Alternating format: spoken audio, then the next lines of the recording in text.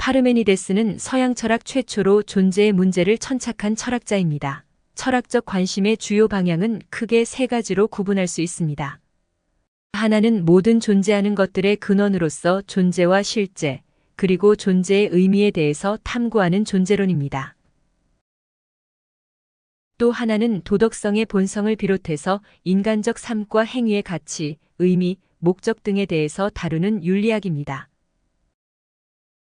마지막으로 존재와 당위에 대한 인식의 근원, 지식의 본성, 그리고 지식의 합리성과 정당성 등에 대해서 탐구하는 인식론입니다. 이 중에서 존재론은 존재와 실제, 그리고 그 의미의 근원을 탐구하는 철학의 가장 중요한 분야입니다. 존재와 실제는 세계 이해와 삶의 지혜를 구하려는 철학이 통찰하고 성찰해야 할 근본 주제이며, 존재에 대한 사유는 인식론적 및 윤리학적 문제들에 대한 탐구에도 영향을 미치기 때문입니다. 파르메니데스가 속해 있던 자연철학의 시대는 시간적으로도 서양 철학의 시초에 해당되지만, 그 시기의 주요 관심사가 존재의 문제였다는 점에서도 서양 철학의 기초를 형성합니다. 이 중요한 시기에 여러 철학자들 중 헤라클레이토스와 파르메니데스는 그 입장과 논리 전개의 철저성에 있어 다른 철학자들을 능가하는 한편 전혀 상반되는 입장의 세계관을 제시하여 서구 존재론의 분기점을 마련하였습니다. 헤라클레이토스의 세계는 물과 불의 싸움이라는 비유에 의해 묘사되는 운동, 변화, 생성, 소멸, 다양성, 무규정성의 경험 세계이며, 파르메니데스의 세계는 정지, 불변, 초시간성, 단일성, 규정성의 논리적 사고 세계였습니다. 기원전 510년경 이탈리아 남단 엘레아에서 태어난 파르메니데스는 엘레아 시의 입법위원이었으며, 자신 주위에 있는 젊은 철학자들을 모아서 엘레아 학파라는 철학의 학파를 형성하였다고 합니다. 한때 크세노파네스의 제자였으며 피타고라스 학파의 일원이었다는 이야기도 전해집니다.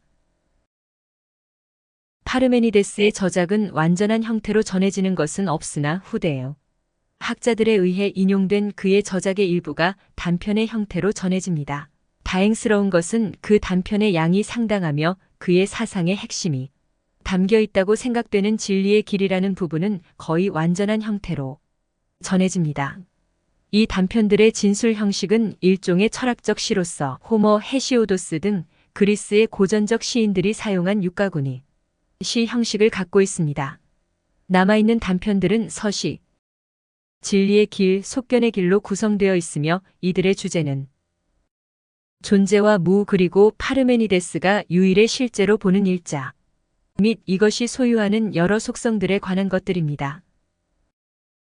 이 셋 중 가장 중요한 부분인 진리의 길은 논리에 기반한 형이상학으로, 여기에서 파르메니데스는 고도로 추상적이고 논리적인 논변을 전개하는데, 이 논변에서 결정적인 역할을 하는 그리스어 동사로서 있다 또는 이다로 번역되는 에이나이라는 말에 애매성으로 인해 이 논변의 정확한 흐름이나 이 논변에 의해 파르메니데스가 입증하려고 한 것이 무엇이냐에 대해서는 아직도 학자들 사이에서 논의가 그치지 않고 있습니다.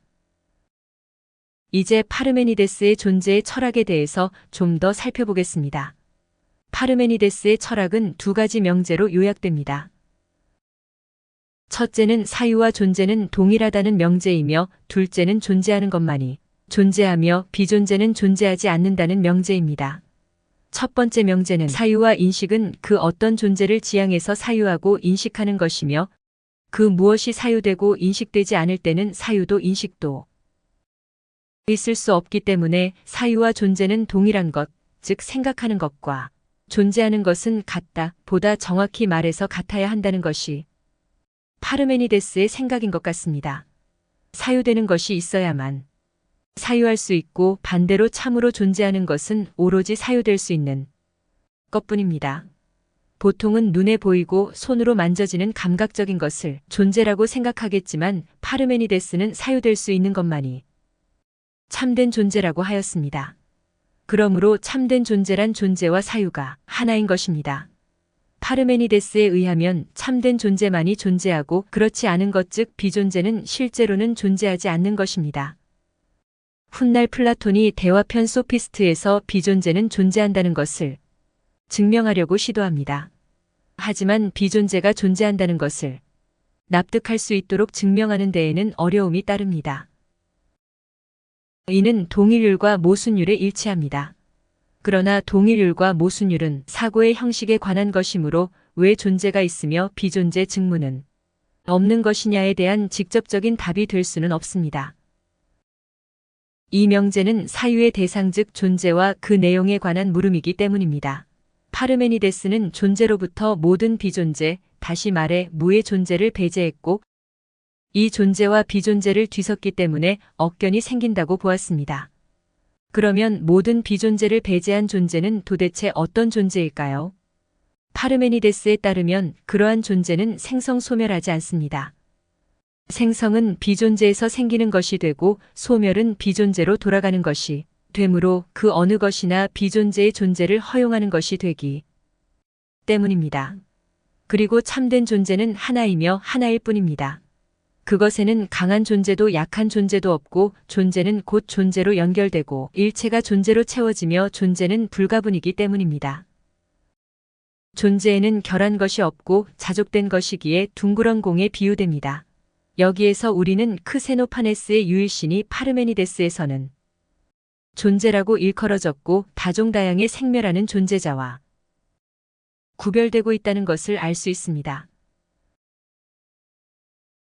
파르메니데스가 말하는 진리의 길은 존재는 있고 비존재는 없다고 하는데 있으며 억견의 길은 비존재가 있다고 하면서 존재와 비존재가 동일하다고 하는 데 있습니다.